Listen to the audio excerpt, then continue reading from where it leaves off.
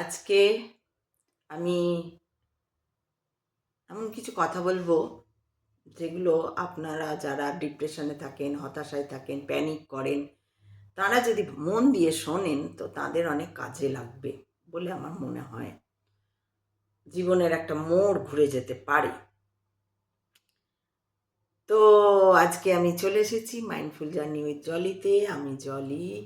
আমি আজকে বলবো কিছু এমন কথা, আহ, এটাও আমার শোনা একটা কথার মধ্যেই, প্রবচন যে শুনি সেখান থেকেই একটুখানি অংশ নিয়ে। কারণ প্রবচন যে হয় সেটা তো অনেকক্ষণ ধরে হয়, তো সেইটা পুরোটা ভিডিও করতে গেলে অনেক বড় হবে, তো সেই জন্য আমি ছোট করে বলছি। তো কি হয় যে যখন আমরা ধরুন এরকম জীবন যাদের যায় যে খুব সাধারণভাবেই কেটে যাচ্ছে, সাধারণ বলতে সকালে উঠে ঘুম থেকে উঠে রান্নার ব্যবস্থা করা, খাওয়া দাওয়া, বা অফিস যাচ্ছি, অফিস থেকে এসে আবার নর্মাল কেটে যাচ্ছে, মাস গেলে একটা মাইনে পাচ্ছি, সেই মাইনে দিয়ে খুব ভালোভাবে সংসার চলে যাচ্ছে, এরকম যদি হচ্ছে তখন জানবেন যে আপনার আশেপাশে ঈশ্বর নেই। ঈশ্বর কোথাও, বা যদি আপনার মধ্যে যে আত্মা সে জাগ্রত নয়, সে ওই কাজের মধ্যে, সংসারের যে মায়া তার মধ্যেই চলমান আর কি, সে ওটা নিয়েই ডুবে আছে আর কি। তখনই ঈশ্বর থাকবে যখন হচ্ছে যে আপনি প্রতিকূল অবস্থার মধ্যে পড়বেন।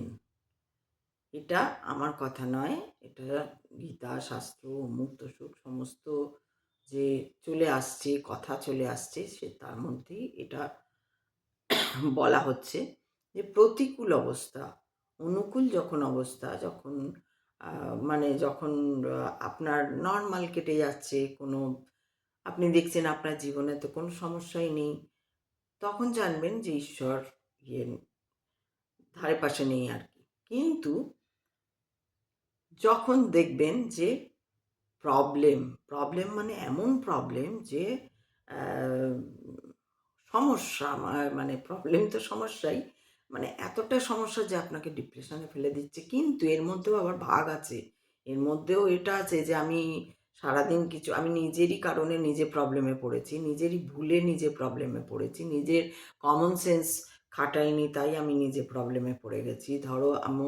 ধরো এমন কিছু একটা ব্যাপার আমি পড়লাম না, তো অবশ্যই পরীক্ষার হলে কোয়েশ্চেন এলো, আমি পারলাম না। এবার যেই পারলাম না তখন তো আমি ফেলই করব।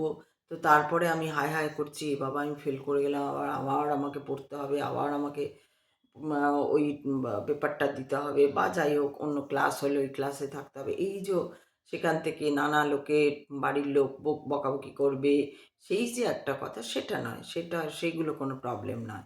বা আমার যে দায়িত্ব, আমি বারবার আমার অন্যান্য ভিডিওতেও বলি, বা কথা শুনেও যে ভিডিওগুলো বলি, বা আমরা কথাতেও যেগুলো শুনতে পাই, যে সবসময় বলা হচ্ছে নিজের কর্তব্য, নিজের দায়িত্বগুলোকে বুঝে নিয়ে সেই মতো চলতে, সেই মতো চললে তুমি সঠিকভাবে চলতে পারবে। আর সেইখানে চলতে গেলে যদি তোমার প্রতিকূলতা এসে দাঁড়ায়, সেই চলার মধ্যে থেকে যেটা তুমি ভাবতেই পারোনি যে এই ঘটনাও ঘটতে পারে তোমার জীবনে, বা কোনো এমন পরিস্থিতি এসে দাঁড়িয়ে গেছে, সেটা যে কোনো কারণেই হোক দাঁড়িয়ে গেছে, সেখানে তোমার কমন সেন্সের অভাবে, বা তোমার ভুলের জন্য, তোমার তোমার বা কি বলবো, অলসতার জন্য এসেছে, সেইটা নয়। কিন্তু এগুলো বুঝতে হবে যে আমরা কিছু কিছু মানুষ আছে দেখবে খুব অলস, তারা কাজই করতে চায় না কিছুতেই, তারা মানে মরে যাবে তবু কাজ করব না। তো তার জন্য তার প্রবলেম তো ক্রিয়েট হবে, একদিনে হবে না, কিন্তু 1 বছরে হবে, 10 বছরে গিয়ে ওটা প্রবলেম দাঁড়াবে, 5 বছরে গিয়ে ওটা প্রবলেম দাঁড়াবে, ওটা বড় প্রবলেম হয়ে দাঁড়াবে যে আমি একদিন একদিন একদিন করে আমার কর্তব্য এড়িয়ে গেছি, কর্তব্যকে এড়িয়ে গেছি। অবভিয়াসলি আমি কর্তব্যকে এড়িয়ে যেতে ধামাচাপা ধামাচাপা ধামাচাপা দিয়ে তারপরে একদিন গিয়ে সেই মহাবিপদে আমি পড়েছি। সেইটা একটা, সেটা সেরকম না। যেরকম প্রবলেমগুলো হয় দেখবে অনেক ক্ষেত্রে আমাদের জীবনে এমন কিছু প্রবলেম হয় যেটা ধরো আ আমি জানতামই না যে ওইখানটায় গাড্ডা আছে। এবার আমি দেখছি হ্যাঁ, সবাই যাচ্ছে, সবাই যাচ্ছে। আমিও যাচ্ছি, গিয়ে দেখলাম একটা গাড্ডা পড়ল। মানে ফর এক্সাম্পল বলছি। তো ঐরকম কোনো ঘটনা আ বা হয়তো আমি ধ্যান দিইনি, আমি খেয়াল রাখিনি। এটা আমার কর্তব্য ছিল, সেইটা আমি এড়িয়ে গেছি। কোনোভাবে হয়তো ইচ্ছে করে এড়িয়ে গেছি তাও নয়। হয়তো খেয়াল করিনি যে হ্যাঁ, ওটাও আমার কর্তব্য। তো আ যেমন ধরো সেইদিনকে আমি শুনছি এক মা বলছে যে গুরুজির কাছে গেছে, প্রেমানন্দজির কাছে গেছে। দিয়ে বলছে যে, "আমি তো বাইরে চাকরি করি। তো আমার মেয়ে, আমার ছেলে নামে বাচ্চা আরকি, খুব বাচ্চা আমার আম কাজের লোকের কাছে মানুষ হয়। আর ওর বাবাও চাকরি করে, আমিও চাকরি করি। কাজের লোকের কাছে মানুষ হয়। তাহলে কি আমি খুব অন্যায় করছি, এই করছি?" এইসব প্রশ্ন করছে। তো তারপরে উনি যেটা বলছেন, প্রেমানন্দজি বলছেন যে, "হ্যাঁ, অবশ্যই তুমি আ উম অবশ্যই তুমি এটা অন্যায় করছো। কারণ বাচ্চাটাকে এনেছো কি জন্য তুমি? অবশ্যই বাচ্চাটাকে ভালো রাখার জন্যই, যাকে ভালো রাখার জন্য যে কষ্ট না পায়, পয়সার কষ্ট যাতে তার না হয়। কারণ পয়সাটা দরকার, এটা তো সবাই বলেন, পয়সাটা তো দরকার। আমাদের জীবনে সঠিকভাবে চলতে গেলে পয়সাটা খুবই দরকার। তো সেটার জন্য তুমি যে আর্ন করতে যাচ্ছ, আর সেইখানে তোমার বাচ্চা যদি কষ্টই পেল, বাচ্চা নিশ্চয়ই তোমার মতন করে আ কাজের লোক মানুষ করবে না। তোমার যে শিক্ষা, রুচি, তোমার কালচার, তোমার যা মানসিক ভাবনা চিন্তা, সেইটা বাচ্চা পাবে না। বাচ্চা কার পাবে না? ওই কাজের লোকটার মানসিক চিন্তা ভাবনা কি, তার চিন্তা ভাবনাগুলো তার সঙ্গে সে উঠছে, বসছে, বড় হচ্ছে। বাচ্চারা তো মাটির তাল না, তাকে তুমি যা শেখাবে তাই শিখবে। তাহলে ওর সঙ্গে যে বড় হচ্ছে, তাহলে ওর ধ্যান ধারণাতেই ও মানুষ হবে। তারপরে যখন ও তোমাকে পাত্তা দেবে না একটা বয়সের পর এসে, যখন ওর মোটামুটি ১৫, ১৬, ১৭, ১৮ এরকম বয়স হয়ে যাবে, তারপরে তো তুমি টাকা আছে, তুমি তো তাকে বাইরে পাঠিয়ে দেবে পড়তে। কলেজ পাস করে আসবে বা আসবেই না। তখন তুমি যে হায়, হায় করবে যে, "আরে আমার ছেলেটা আমাকে দেখলোই না।" তখন তো তুমি ভাববে না যে আজকের অন্যায়টার জন্যই এটা ঘটলো। তো সেই অন্যায় সেইগুলোর জন্য কিন্তু ভগবান তুমি ডাকলেও মানে তুমি ভাববে যে ভগবান ঠিক করে দেবে। এটা ঘটবে না। এইগুলো হয় না। এগুলো তোমারই কারণে তোমার বাচ্চাটা নষ্ট হচ্ছে। এইগুলো অনেক সময় আমরা বুঝতে পারি না। কিন্তু আমি ভালো বলব যে মহিলার কোথাও তো কিছু একটা মনে হয়েছে। ওইজন্য উনি গিয়ে প্রশ্নটা করে রেখেছেন যে, তাহলে কি আমি অন্যায় করে ফেলছি? বা এরকম কিছু একটা আম ওনার একটা প্রশ্ন জেগেছে যে, আমি কি তাহলে খুব অন্যায় করে ফেলছি? তখন উনি বলছেন, "হ্যাঁ, এটা এটা যে তুমি এসে প্রশ্নটা করেছো, সেইটার জন্য তুমি একটা রাস্তা তুমি পেলে যে তোমার উচিত, উনিও বলছেন, উনি প্রেমানন্দজি বলছেন যে, "আমি বলব না তুমি চাকরি ছেড়ে দাও। কিন্তু আমি বলব এমনভাবে নিজেকে ওই টাইমের মধ্যে নিজেকে রাখো যাতে তুমি ওকে সময় দিতে পারো। যাতে ও জানে যে মা আমার জন্য আ যাচ্ছে, অ্যা অফিসে যাচ্ছে বা যাচ্ছে।" তো এই ক্ষেত্রে আমিও দেখেছি যে হ্যাঁ, এইগুলো অনেক সময় কি হয়, মারা বিশেষ করে আমি এখানে বাবাদের ধরছিই না। কেন বাবারা সেই অর্থে বলব যে জন্মের পর থেকে মারা যতটা মানুষ করে, বাবারা কম সেই মানুষ করার দিক থেকে, তাদের মানসিকতা দিয়ে, তাদের দিয়ে। তারা ওই রাত্রেবেলা আসে, আদর করে, ধরে, না তারা খাওয়ায়, না তারা মা ওকে পটি করায়, না তার ইস্যুর কাঁথা পাল্টায়, না ওগুলো কাচে, না কিছু করে, এরকম। তো সেইটা করে না। সেটাও একটুখানি ধরলো, একটুখানি করলো। মেক্সিমাম ক্ষেত্রে আমি বলছি, সবাই বলছি না। মেক্সিমাম ক্ষেত্রে। তো এই ক্ষেত্রে কি হয়, মারা বেশি সঙ্গে থাকে। এবার সেই মা যদি ওকে খুব ছোটর থেকেই বুঝিয়ে বলে যে, "বাবু, আমি এই সময়টা থাকবো না। এটা তুমি ওই আন্টির সঙ্গে থেকো।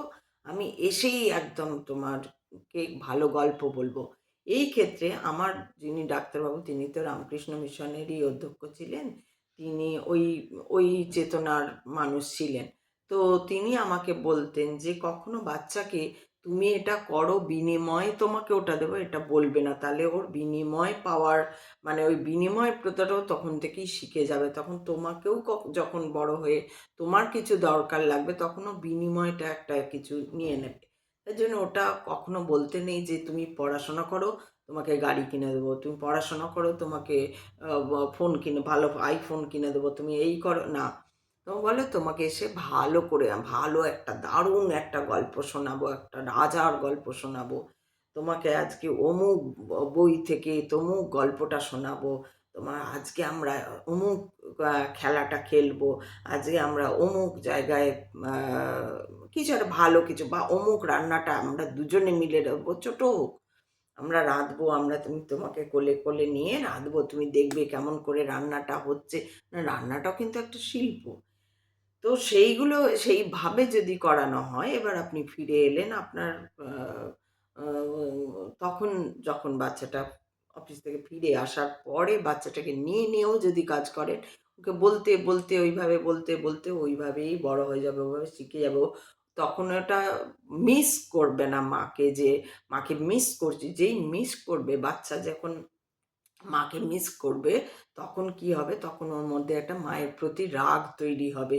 তখন মায়ের প্রতি আস্তে, আস্তে বড় হলে ওটা বিতৃষ্ণা তৈরি হবে যে মাটা আমাকে সময় দিচ্ছে না। ও স্কুলে গিয়ে দেখবে অন্য মারা নিয়ে যাচ্ছে, অন্য মারা মিটিংয়ে যাচ্ছে, অন্য মারা এই করছে। আমার বেলায় মা যেতে পারছে না। তাই আগের থেকে ওকে সুন্দরভাবে বলে বোঝানো যে, "না বাবু, আমি এই কারণে আমাকে যেতে হচ্ছে বা এই করতে হচ্ছে।" এটা পরিষ্কার হয়ে যাওয়া ওর কাছে একদম। তাহলে ও আর ওই ধরনের চিন্তাভাবনা, ও এবার যার কাছেই মানুষ হোক, যার হাতেই মানুষ হোক, ও জানবে যে মা যেই ঘুরে আসবে অমনি আমি মায়ের সঙ্গে সময় কাটাতে পারবো। তো মা ঘুরে এসে যদি আবার সেই না এটা পারি না, ওটা পারি না, ওটা করব না, কেন অমুক তসুক ইত্যাদির মধ্যে পড়ে থাকে, তাহলে সেটা অসুবিধা হয়ে যায় বাচ্চার জন্য। তো সেইগুলোই বলা হচ্ছে, যদি আমরা কোনো প্রতিকূল অবস্থায় পড়ি, তখন এটা জানা দরকার ঈশ্বর নিশ্চয়ই এমন কোনো রাস্তা আমাদের জন্য রেখেছেন, যে রাস্তা দিয়ে আমরা আমাদের সমস্যা সমাধানের রাস্তা দেখতে পাই। এটাই হচ্ছে আজকে আমার বলার মেন উদ্দেশ্যটা হচ্ছে যে, আমরা যদি প্রতিকূল অবস্থার মধ্যে পড়ি, তাহলে এবং সেটা যদি কোনো রকম সিচুয়েশন অনুযায়ীও পড়ে বা অন্য কারো অন্য কোনো ক্ষেত্র থেকে এই প্রবলেমটা আমার কাছে এলো, হঠাৎ কিছু ঘটনা ঘটলো যেটা আমার মাথার মধ্যেও ছিল না, বা যেটা ঘটবে আমার কোনো আন্দাজ ছিল না, বা এরকম হলো। তো তখন সেটা জানবে যে সেই অবস্থা থেকে তোমাকে অবস্থায় দাঁড়িয়ে ঈশ্বর তোমাকে নিশ্চয়ই একটা সমাধানের রাস্তা নিশ্চয়ই দেখাবে। নিশ্চয়ই দেখাবে। কিন্তু সেটা যদি তোমার ভুলে হয়ে যায়, ভুল মানে তো মানুষ মাত্রই ভুল হয়। ভুলের জন্য না, ভুল কথাটাও বলাটা ঠিক না। কিন্তু বারবার তুমি জেনে শুনে ওই যে বললাম তুমি কোনো কাজ করো না। তুমি বসে, বসে শুধু ডে ড্রিমার হয়ে চিন্তা করছো, এই হলে হয়, ওই হলে হয়। বা তুমি এই যে মেয়েটি বলেছে যে আমার বাচ্চা আছে আমি তাকে ছেড়ে যাচ্ছি। তা তো ভালো যে এবার যেসব মারা ওইসব চিন্তাও করছে না, "ও আছে তো, আয়া আছে, ও ঠিক সামলে নেবে।" তারপরে এসে হয়তো দেখা যাচ্ছে কোনো রকমে এই সেই এই ও আয়া বা কাজের লোক বা অমুক তসুক হেন-তেন কাজের লোক। এই যে টাকাটা রোজগার করছি কাজের লোকের পিছনে দেওয়ার জন্য। যে কাজের লোক আমার কাজ করে দেবে, আমি কাজ করতে পারব না। তাতে কি হচ্ছে, তোমার হয়তো টাকাটা দিয়ে এখন তুমি করে নিচ্ছ, কিন্তু ওই যে আমি আগের ভিডিওতেও বলেছিলাম, প্রত্যেকের একটা দায়িত্ব থাকে, নিজ দায়িত্ব, নিজ কর্তব্য থাকেই আমাদের সংসারের প্রতি। কারুর যারা বিয়ে করে না তাদের সংসার নেই, তারা কার প্রতি করবে? তাদেরও একটা থাকে সমাজের প্রতি। বা কোথাও তুমি অন্যায় হতে দেখছো, সেইখানে রুখে দাঁড়ানো যে, "না ভাই এটা অন্যায় হচ্ছে।" সেটা তোমার বলা, আমি বলছি না বা কেউ বলছে না যে তুমি অন্যায়টা প্রতিবাদ করলে তখনই তোমার প্রতিবাদ লোকে শুনে নিল আর সেটাই করল তোমার মতন। সেটা হবে না। কিন্তু প্রতিবাদটা করা তোমার দায়িত্ব। এটাই আমাদের গীতাতে শেখানো হচ্ছে, প্রতিবাদটা করা তোমার দায়িত্ব। যেখানে তুমি অন্যায় দেখবে সেখানে দাঁড়িয়ে তুমি প্রতিবাদ করবে। তারপরে কেউ শুনবে না, সেটা ঘরে হোক, বাইরে হোক, বাসে হোক, ট্রেনে হোক, অফিসে হোক, কাছারিতে হোক, যেখানে বাজারে হোক, বেশি দাম নিয়ে নিচ্ছে, অযথা দেখবি বা আমাদের বেশি দাম নিয়ে নেয়। অযথা কোনো কারণ নেই, কালকে এই দাম ছিল আজকে বললো হ্যাঁ দাম বেড়ে গেছে। বলে একটা হিউজ দাম নিচ্ছে, নেব না, তখন দরকার হলে নেব না। দেবে না, নেব না। আমার এমন নয় যে ওটা না খেলে আমার একবারে চলবেই না। এম তো এরকম এই এইগুলো যদি আমরা একটু ধ্যান রেখে চলি, আমরা খেয়াল রেখে চলি, তাহলে আমাদের জীবনে একটা রাস্তা খুলে যায় এবং যারা ঈশ্বরকে চায়, সবাই যে চায় তাও নয়। তাই জন্য তারা তাকায়ও না, দেখে না, জানেও না, বোঝেও না। তারা একটা না জানি কোন পথে চলে, না জানি তাদের কি চিন্তাভাবনা সেটা আমি বলতে পারব না। কিন্তু আমি দেখেছি তারা তো ঘরে ওই যে বললাম নবনাম পুজো একটা করে বা অনেকে তাও করে না, করে না এবং ভাবে ওটাই একটা বিশাল যে না আমরা এসব পুজো-টুজো করি না। এটার মধ্যেও অহংকার। তো এটাই বলা হচ্ছে যে যেখানে দেখিবে অহংকার সেখানেই জানবে তুমি অনেক দূরে পিছিয়ে যাবে। তুমি একটাই মানুষ জন্ম পেয়েছো ঈশ্বরের খোঁজ করার জন্য, নিজেকে জানার জন্য, সত্যকে জানার জন্য। সেইটা থেকে যত তুমি দূরে থাকবে, দূরে থাকা এটা নয় যে কি আমি ওর কিছু কথা শুনলাম, কিছু এই করলাম। আমি নিজের ক্ষেত্র থেকে বলতে পারি, আমি সবসময় নিজের জীবনের মধ্যে থেকে জিনিসগুলোকে অ্যাপ্লাই করার চেষ্টা করি। যে না ঝগড়া করব না বা ঝগড়া মানে রেগে যাব না, চট করে রেগে যাব না। কাউকে রেগে গেলে কি হয়? সরি রেগে গেলেই একটা বাজে ভাব চলে আসে। বাজে রাগের কথা যা হয়, রাগের কথা কি আর ভালো কথা হয় বলো? রাগের কথা তো খারাপ কথা হয়, কিন্তু রাগ তো হয়। তো রাগ এই যে আমি দেখি আমার এই রাগ প্রসঙ্গেই বলছি, আমি দেখি আমার ভিডিও যারা দেখেন তাদের বিশেষ করে যারা কমেন্ট করেন বা দেখেন বলবো তাদের মধ্যে ম্যাক্সিমাম হচ্ছে গিয়ে ২-১ জন কয়েকজনকে বাদ দিলে ম্যাক্সিমাম হচ্ছে শোনেই না আমি কি বলি। শোনেই না, একদম শোনে না আমি কি বলছি। আর নইলে শুনেও মাথায় ঢোকে না। সেই মানে উল্টোপাল্টা মানে তাদেরও আমি যখন তাদের কমেন্ট দেখেছি, আমি তাদের চ্যানেলে গিয়ে দেখেছি, কিছুই নেই তাদের চ্যানেলে। তারা কিছুই করে না। কেউ নাচ গান ঐরকমই ওই যেসব নাচ গান আমি পছন্দ করি না, ওই ধরনের নাচ গান, ওই ধরনের কথাবার্তা। মানে কিছুই না, মানে কি বলবো আর? মানে তারা ক অ, আ, ক, খ জানে না। এই আর কি বলবো? অ, আ, ক, খ।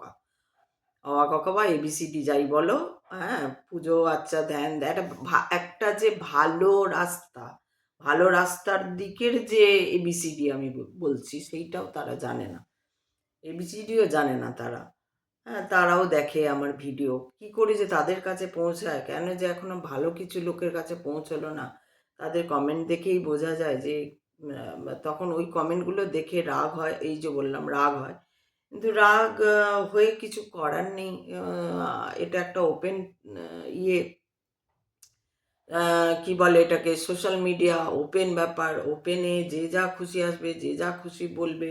আমি কিছু করতে পারব না। কিন্তু আমি মনের ভেতরে সত্যি কষ্ট পাই যে এতদিন ধরে ভিডিও হচ্ছি, উম ভালো মানুষের সংখ্যা মানে হাতে গোনা আর ম্যাক্সিমামই ওই কেন উল্টোপাল্টা মানে যাই হোক এইটা আমাকে দেয়। তো আমি তখন কি করি যে না আমি যাতে না রাগি, আমি যাতে অ্যা শান্ত থাকি বা বোঝার চেষ্টা করি যে কি বলতে চাই মানে ওদের না ও ও বোঝার চেষ্টা করি আবার ভেবো না কেউ যে আমি ওদেরকে ওদের পাত্তাই দিই না। ওই শেষ হয়ে যায়।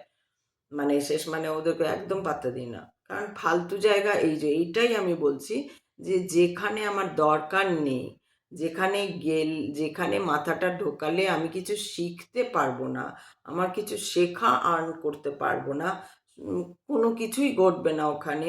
তাকে আমি না একটা কথা বলতে যাবো, না কিছু শেখাতে যাবো, না কিছু শুনতে যাবো তার, না কিছু দেখতে যাবো তার, না কিছু বলতে যাবো তাকে। এইটা ধৈর্য রাখা। আধ্যাত্মিকতা হচ্ছে ধৈর্য। পাণ্ডবদের কেন শ্রীকৃষ্ণ ভালোবাসতেন? না তাদের ছিল অদম্য ধৈর্য। আজকে চিন্তা করো যারা সামান্য জমি, সামান্য বাড়ি, সামান্য অমুকের জন্য ভাই মারামারি কাটাকাটি করে। বোনে হোক, ভাই হোক, মাসি-পিসিতে হোক, যাই হোক করে। হ্যাঁ? আর সেইখানে পাণ্ডবদের কথা চিন্তা করো যে সবকিছু থেকে বাদ দিয়ে দেওয়া হবে। কিচ্ছু দেওয়া হবে না। এই ধরনের যে কথাবার্তা, আ এই ধরনের যে ধৈর্য তাদের যে হ্যাঁ, ওরা ঝগড়া করতে যায়নি। ওইভাবে কিছু বলতে যায়নি। লাস্টে বলেছে, "ঠিক আছে বাবা, ছেড়েই দিচ্ছি, দিতেই হবে না আমাদের।" এইরকম আর কি মানসিকতা। তো এটা হচ্ছে ভালো মানসিকতা বলা হচ্ছে। যার জন্যই তো শ্রীকৃষ্ণ, স্বয়ং শ্রীকৃষ্ণ পাণ্ডবদের সাথ দিয়েছেন যে না, আম ওরা ভালো বলেই সাথ দিয়েছেন। কৌরবদের তো সাথ দেননি। কেন, কৌরবে তো আরো বেশি ছিল, লোক ছিল। ওরা পুরো আবার শ্রীকৃষ্ণের সেনাদেরও নিয়েছিল। তো কিন্তু সাথ দেয়নি, কারণ না ওটা ভালো না, ওটা ন্যায়ের পথ নয়, ওটা অন্যায়ের পথ। তো ন্যায়ের পথ কোনটা আর অন্যায়ের পথ কোনটা, সেইটা আমার মনে হয় আমরা যদি বুঝে যাই, এই ধরনের পড়াশোনা, এই ধরনের জ্ঞান, এই ধরনের প্রবচন শোনা, এর মধ্যে দিয়েই আমরা বুঝতে পারি যে কোনটা ন্যায়ের পথ, কোনটা অন্যায়ের পথ। কিন্তু আমি ন্যায়ের পথটা বুঝে গেলাম আর করেই যাচ্ছি আমি অন্যায়। অন্যায় বলতে আমি নিজের দায়িত্ব পালন করছি না। আমি আ মানুষকে মানুষ জ্ঞান করছি না। আমি সবসময় নিজের মধ্যে একটা অদ্ভুত অহংকার, দম্ভ আমার মধ্যে খেলা করছে। দম্ভ অহংকারটা তো আমরা বুঝতেও পারি না। আমরা অনেকেই বলি আমার কোনো দম্ভ নেই, আমার কোনো অহংকার নেই। কিন্তু আমি নিজে যখন দেখেছি যে বাপরে বাপ! আমরা কতটা যে দম্ভ, কতটা যে অহংকার নিয়ে বসে থাকি। কেউ একটু যদি বলে দেয় অশিক্ষিত, কেউ একটু যদি বলে দেয় অমুক, কেউ একটু যদি বলে দেয় তমুক, তাহলে আমরা কি ভেতরে, ভেতরে আমাদের রাগ হয়, এই হয়, সেই হয়। আর সেই নিয়েই তো সমস্ত রকম বচসা অমুক তচসা। এই প্রেমানন্দজি বলছেন যে, "যদি তোমাকে কেউ গালিও দেয়, যদি তোমাকে প্রচণ্ড অপমান করলো, তুমি কিচ্ছু বলবে না। তুমি চুপ করে থাকবে। যা বলার, তুমি কি ভাবছো সে দেখছে না? সে সব দেখছে। সে তোমাকে অ্যা অ মানে ঠিক তার ব্যবস্থা হবে, ঠিক তার ব্যবস্থা হবে। তুমি কিছু বলতে যাও না।" আমার মা না এই কথাটা বলত। আমার মনে পড়ল এখন, এখন কথা বলতে, বলতে মনে পড়ল। মা এই কথাটা বলতো। কোনো একটা কেউ কিছু বললে আমি তো খুবই রাগী টাইপের ছিলাম। এই বলল জানো, এই বলল, এই" মা বললে, "চুপ, চুপ, চুপ, চুপ, বলিস না, বলিস না, উপরওয়ালা, উপরওয়ালা।" মা এরকম করে বলতো। গোটা কথাটা বলতো না, কিন্তু এরকম করে বলতো। তো আমি এখন যখন এটা শুনি, তখন হ্যাঁ, তাই তো মাও বলতো যে, "কেউ কোনো রকমভাবে তোমাকে বিদ্রূপ করছে, সবসময় যে অপমান মানে ঝগড়া করেই অপমান করবে তা না। বিদ্রূপ করা, তোমাকে কি তুমি তো খুব এসব করছো, কি বলো, কেমন চলছে তোমার?" মানে একটা বিদ্রূপ, বিদ্রূপ তার চোখে মুখে একটা বিদ্রূপ। তখন আগে খুব রাগ হতো এগুলো শুনলে, দেখলে, যে হ্যাঁ, কত নিজেকে মানে সেই যে সামনের জন, সে তোমাকে সবসময় কি বলবো, তোমাকে আন্ডার এস্টিমেট, হিউমিলিয়েট করার চেষ্টা করে, আন্ডার এস্টিমেট করার চেষ্টা করে যে, তুমি কিছু জানো না, তুমি চলে এসেছো বলতে, কেমন চলছে বলো তোমার চ্যানেলটা?" এরকম আরকি। তো তখন খুব রাগ হতো। তো আমিও এটা আ মা শুনে প্র ইয়ে শুনে আমিও ভাবছি, হ্যাঁ, আগে আমি রেগে যেতাম, আগে আমি হয়তো কিছু বলে দিতাম। অ্যা হয়তো বিদ্রূপ করছে সেটা তো ধরতে পেরে যাচ্ছি, সেটাই বলে দিলাম যে বিদ্রূপ করার কি আছে? তখন সে তো এবার সত্যি কথা শুনে নিয়ে সে এবার রেগে গেল। "হ্যাঁ, আমি কে বললাম আমি বিদ্রূপ? তোমারই গায়ে লাগছে, তোমার অহংকার, উল্টে এমন কিছু কথা শুনিয়ে দিল, সে লোক খুব খারাপ লাগলো যে, "ভাই আমি ওরকম নই, আমাকে এসব বলছে।" তো এখন ওই যে শিখেছি, ওই যে এপ্লাই করেছি যে না, রাখবো না। দেখি কি মানে চুপ করে থাকবো। তো প্রেমানন্দজি বলছেন বা আমাদের শাস্ত্রেও বলছে বা শ্রীকৃষ্ণ বলছেন যে কিছু ক্ষেত্রে এটা, কিছু ক্ষেত্রে যে তুমি একদম চুপ করে থাকো। যদি কেউ তোমাকে বিদ্রূপ করছে, হিউমিলিয়েট করার চেষ্টা করছে, তোমাকে অপমান করছে, তো প্রেমানন্দজি একটা কথা বলছিলেন যে, ওনাদের ট্রেনিং দেওয়া হয়, মানে ট্রেনিং মানে ঐরকম আরকি, সাধু যে শান্ত হবার জন্য যে গুরুরা তো শেখান, তো বলছে শেখানো হয়, ওই অর্থে উনি ট্রেনিং বলছে। শেখানো হয় যে অপমান করে বা করতো, তার বাড়িতে গিয়ে তুমি ভিক্ষা চাইবে। তার বাড়িতে গিয়ে ভিক্ষা চাইবে। এরকমই একটা গল্প আছে যে একটা সাধু ছিল, খুবই ভালো, খুবই ভালো, খুবই ভালো। তো সাধুটা কোনোদিন কারোর কোনো ক্ষতি করেনি, কিছু করেনি, এই সেই। কৃষ্ণকে খুব ভালোবাসতো, খুব ভালোবাসতো। তো একদিন ও এরকম আ গঙ্গা স্নান করতে গেছে, নিরিবিলি জায়গায়। ও চুপচাপ ছিল, নিরিবিলি পছন্দ করত। কৃষ্ণকে নিয়েই গেছে। দিয়ে চান টান করাচ্ছে, ওকে চান টান করাচ্ছে। হঠাৎ দেখে আশপাশ থেকে প্রায় মানে 90 জন ডাকাত মিলে ওকে মারতে আসছে আরো। তখন ও কৃষ্ণকে জড়িয়ে ধরে বলছে, "হে প্রভু, আমি তো ৯ জন মানুষকেও কোনোদিন মানে মারা তো দূরের কথা, কোনোদিন তাকাইও নি বড় চোখ করে। তো আমাকে কেন হঠাৎ এরকম মারতে আসছে?" তখন কৃষ্ণ বলছে যে, তোমার যদি হয় তুমি এই আজকে ৯০ জনের হাতে তোমার মৃত্যু হোক, তাহলে কি হবে? তোমার যে মানে আগের যে ছিল, তোমার ৯০ বছর ধরে কষ্ট পেতে হতো, তবে গিয়ে তোমার বৈকুণ্ঠ মানে তুমি আমাকে স সরাসরি পেতে আরকি, বৈকুণ্ঠ ধামে যেতে এরকম। তোমার হতো মানে মুক্তি যেটা বলে আরকি, ঈশ্বরের সঙ্গে বিলীন হয়ে যাওয়া যেটা। ঈশ্বরের সঙ্গে তো বিলীন হওয়া যায় না।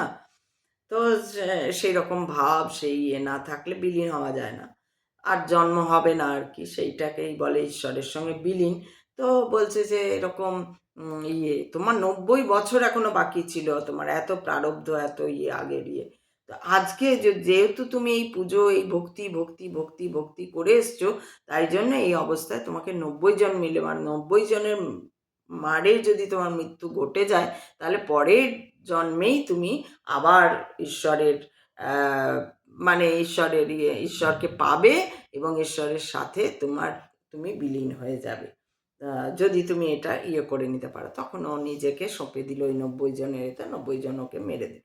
তো ঘটনা হচ্ছে এইটাই যে ওইটাই বলছি যে তোমাকে যে যতই অপমান করুক, যে যতই গালি দিক, কেউ হিউমিলিয়েট করুক, কেউ আন্ডার এস্টিমেট করুক, তুমি কিছু বলতে যেও না। তুমি চুপ করে থাকবে, সহ্য করে নেবে। যত বেশি সহ্য করবে, তত সে ও মানে ও একদিন না একদিন ভগবান একদিন না একদিন তার বদলা নেবেই। এর অন্যথা হতেই পারে। প্রেমানন্দজি, জানি না তোমরা শোনো কিনা, শুনবে এই বাণীটা।